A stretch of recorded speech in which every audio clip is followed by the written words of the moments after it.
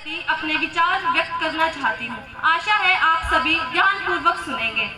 यदा यदा हि धर्मस्य ग्लानिर्भवति भारत अभ्युत्थानं धर्मस्य तदात्मानं सृजाम्यहम्। कि हे भारत, जब जब इस धरती पर अधर्म की वृद्धि होगी और धर्म की हानि होगी, तब तब मैं अपने स्वरूप को रचूंगा और सबके सम्मुख आऊंगा। दोस्तों, क्या आप सब मुझे बता सकते हैं कि कुरुक्षेत्र में महाभारत का युद्ध क्यों हुआ और भगवान श्री कृष्ण ने अर्जुन को गीता का ये दिव्य ज्ञान ठीक युद्ध से पहले ही क्यों दिया? अब पहले प्रश्न का उत्तर कि कुरुक्षेत्र में महाभारत का युद्ध हुआ।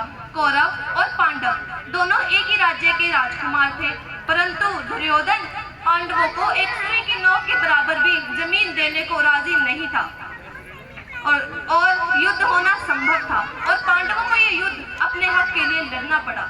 और दूसरे प्रश्न का उत्तर कि अर्जुन को गीता का ये दिव्य ज्ञान श्री कृष्ण ने ठीक युद्ध से पहले ही क्यों दिया? पहली बात, अर्जुन ने युद्ध क्षेत्र में अपने सगे संबंधियों के मोह में पड़कर अपने हथियारों को त्याग दिया था। और दूसरी बात, बिना भगवान के शरणागत हुए हमें कोई भी ज्ञान प्राप्त नहीं हो सकता।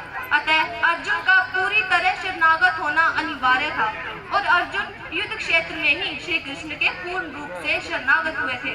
अगर हमें भी गीता का ये दिव्य ज्ञान ग्रहण करना है तो हमें भी परमात्मा के शरणागत होना ही पड़ेगा, अन्यथा हम कितनी भी कोशिश कर लें, हमें गीता का ये दिव्य ज्ञान प्राप्त नहीं हो सकता।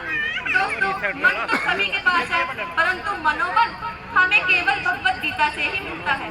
और मन में ये धारणा होनी चाहिए कि अंतिम जीत मेरी होगी, ये निश्चित परिणाम है। उसको कौन हरा पाएगा जिसके साथ स्वयं श्री कृष्ण भगवान है।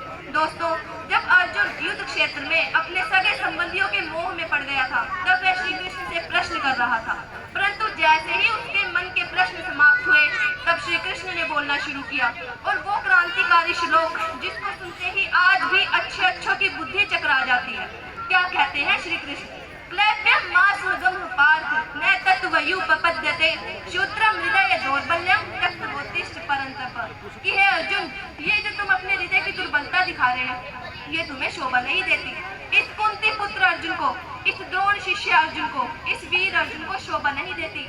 इसे त्याग कर खड़े हो जाओ, अपने धर्म के लिए, अपने राज्य के लिए, अपने हक के लिए खड़े हो जाओ अर्जुन, खड़े हो जाओ। दोस्तों, पूरी भगवत गीता में अर्जुन प्रश्न करते जाते हैं और श्री कृष्ण उत्तर देते जाते हैं। क्यों भगवान श्री कृष्ण ने अर्जुन के हर एक प्रश्न का उत्तर दिया? क्योंकि भगवान श्री कृष्ण नहीं चाहते थे कि युद्ध से पहले अर्जुन के मन में कोई संशय रहे। किसी भी काम को करने से पहले हमारे मन में कोई संशय नहीं होना चाहिए, वरना हम उस काम को नहीं कर पाएंगे। दोस्तों, अपने इसी विश्वास के कारण वृंदावन का भागवत महज एक 3 साल का बच्चा, जिसे भगवत गीता का हर एक श्लोक कंठस्थ याद है, और ब्रिटिश वैज्ञानिक जोलिनिक, जिसने कहा है कि भगवत गीता में लिखे एक भी श्लोक को कोई भी वैज्ञानिक झूठा सिद्ध नहीं कर सकता, क्योंकि भगवत गीता सत्य है और सत्य ही सनातन है।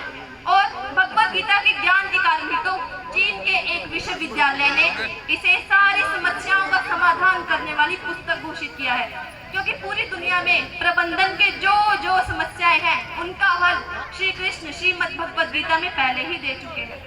दोस्तों, मैं तो ये भी कहती हूँ कि अगर भारत का खोया संस्कार वापस लाना है तो भगवत गीता को पाठ्यक्रम में लाना ही होगा। और मैं तो ये भी कहती हूँ कि कोर्ट से गीता हटा लीजिए और कोर्स में गीता लाइए।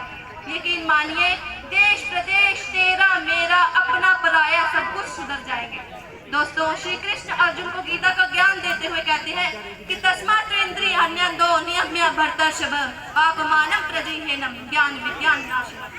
कि जिस व्यक्ति का अपनी इंद्रियों पर नियंत्रण नहीं रहता, उसका विनाश हो जाता है। इसलिए हम सबको सबसे पहले अपनी इंद्रियों पर नियंत्रण करना ही होगा।